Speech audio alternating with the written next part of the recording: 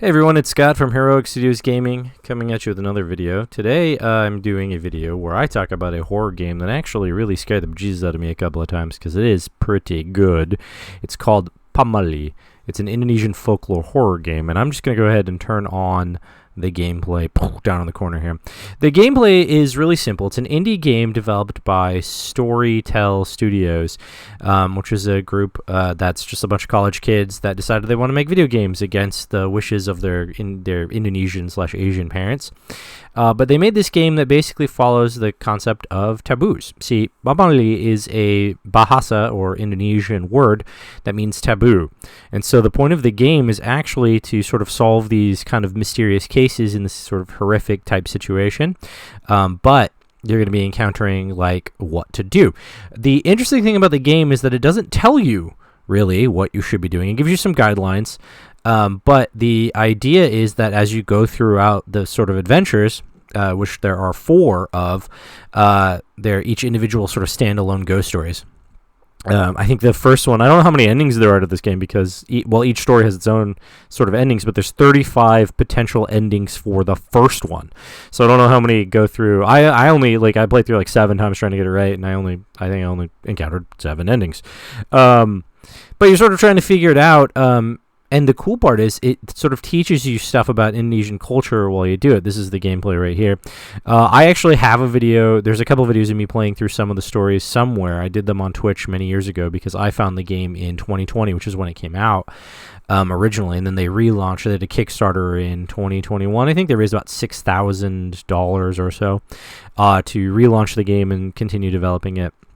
Which added some changes. So if you download it, if you have it on Steam, if you don't have it on Steam, then go get it. But if you do have it on Steam, because that's where you can find it, you can get the update. When you go to download it, it'll do all the updates, and so you'll have all the newer versions with like sort of increased art and better gameplay. But essentially, the stories follow these different tales, and at the core of the story is that you're a person writing a book about ghost stories in Indonesia. That's who you are. And you start off sort of outside of your apartment. You kind of go in, and then you check your emails. That's what we saw when this opened up. And in your emails, there's a bunch of people being like, hey, I heard you're an author trying to write books on ghost stories. So here, let me tell you, send you some stuff about a ghost story that my grandmother told me about, or my brother, or this guy I know, or this case happened in my town, that kind of thing. And then you sort of click on the attachment, and when you click on the attachment, it starts the game. But the stories go through these different pieces, and in this one that we're seeing here, this is a story about a person who went back to his family home to sort of clean it up and renovate it to get it ready for sale because they live in Jakarta now, and the family lives out in the middle of nowhere. And it was the sister's home after the parents kind of slowly died and passed away. But the sister had some tragedies, and so like eventually the place is in ruins because of this sort of mental breakdown that the sister had after a failed pregnancy. It's not part of the story in the beginning. You sort of slowly piece that together as you pick up documents around the house, but you got to clean it up, renovate it, and then sell it. That's the purpose of the story. But you essentially get like 3 nights to do that, and as you do things, stuff starts like awakening, because in the culture and the taboo, certain things that you do will actually cause the ghosts or spirits or whatever to become restless. So cleaning up they're already there, they're haunting the place, but by cleaning up, that actually causes some changes in their functionality or abilities, and doing certain things at certain times or whatever will actually make it worse or better for you, right? So you're going to go through the story and you're going to try to accomplish these objectives, and there's like a bunch of mundane things like scrubbing the floor, getting rid of cobwebs, things like that, but certain things like turning on the radio at night will actually cause the ghost to appear. And so the game is like this sort of weird, you're doing mundane tasks things, and this is what happens with the second one, which is one where you work at a cemetery and you're burying bodies and that kind of thing. That's your job. But as night falls, like if you have the radio on, the ghosts get restless, things like that, singing, whistling, stuff like that. And it's a very interesting game because it gives you all these options to choose, and it's very point, click, and move kind of thing. But the choices you choose will actually, affect the gameplay and inevitably one of your 35 endings. And when you get through all that stuff, you can find out what you did wrong, because it'll be like, here's the checklist of stuff that you did and why it was good or bad, and then here's the stuff you should have done because it was bad. But they don't tell you everything, so you can't just play through once and then go back and like do it again and succeed perfectly the next time. No, they just tell you like the stuff that you did. They basically tell you the stuff you did good and the stuff you did bad, and it doesn't really tell you after that. So then when you play it again, you try to correct the things you did bad, continue doing things you did good, and then find out what other things you messed up along the way. So it's actually pretty interesting because there's a lot of ways to end, like to sort of short circuit the story so you don't go through the whole thing. For example, multiple times in this particular adventure, you get the option to hide under the bed or hide in the closet until morning. I think it starts on like the second day or whatever. And if you choose that option, it automatically ends the game. And it says like, gives you the ending that's like, while Jakut was a coward, he rather survive than deal with ghosts, right? And it's sort of that kind of thing. So I remember the one with the second one, which the bodies one. That one I accidentally walked into the river, and it was like, rivers are dangerous, you can die, and unfortunately you drowned. Also, rivers and ghosts have a connection, and it's very interesting. So the gameplay is fun if you like to be sort of creeped out, because it's like a slow build, but there's like little creepy things that happen. Like, for example, you'll start hearing the sound of the ghost, like you'll start hearing it singing in the corner, or laughter randomly.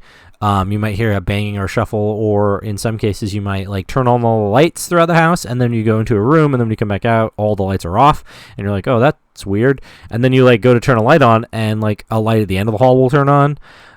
Things like that. It's just like these slow, creepy things that just make you feel uncomfortable. And only in, there's a way to like eventually piss off the ghost so much that it comes at you. But there's like little bits where you'll see like a foot hanging from the ceiling all of a sudden, and you'll like go to check, like you'll double check and it's gone. Just stuff like that. And it's very cool, very creepy game, especially for coming from a studio that really didn't have any money. The other aspect of the game that I super loved about this game, on top of it being like horror from an Asian country, which I obviously like.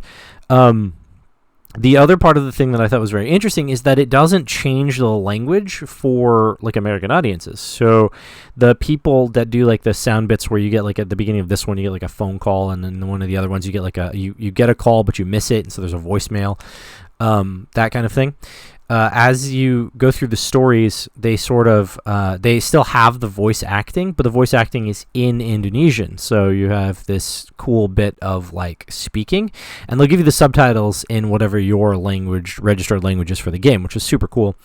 Same thing with the emails, same thing with the documents. They start off in Indonesian, and then you have you got to play it on the computer, but you have the like F function, which then translates whatever you're reading into whatever your language is.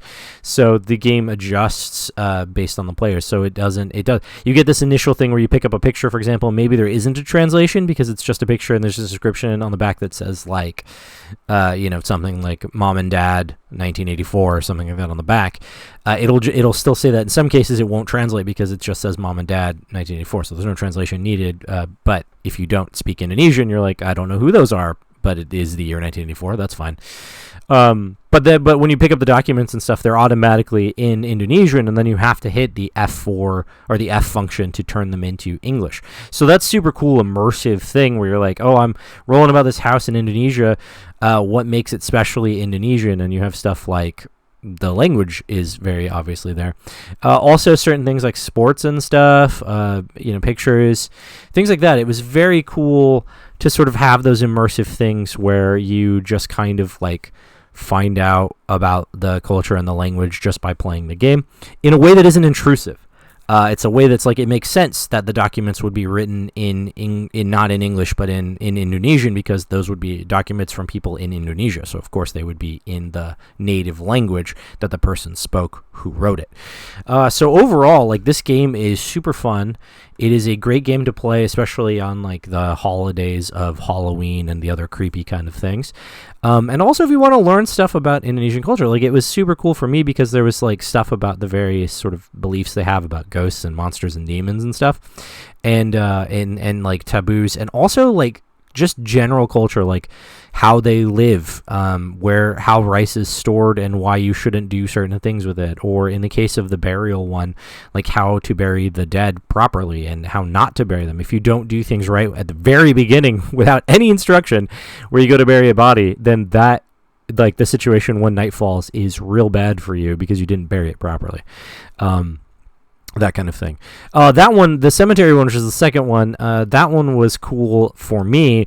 Like this first one, the white lady was all right. Like that was fine with me. But the second one, which was called, let me pull down my notes. I can't find it. But anyway, the Tide Corpse. That's what it was called. The Tide Corpse.